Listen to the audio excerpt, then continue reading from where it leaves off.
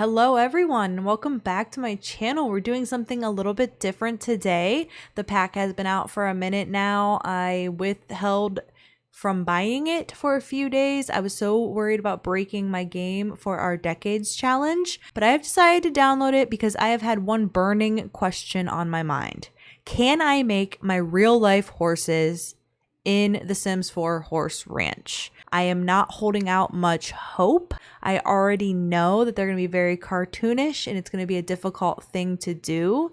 And I have a sneaking suspicion my black horse is going to be the more difficult one to create. So let's see how it goes. Thank you for tuning in and please don't forget to subscribe to the channel. This will be a speed build kind of thing. However, at the end, I am going to insert some commentary about my overall impression. I will put timestamps in, so if you want to skip ahead to that part, you can.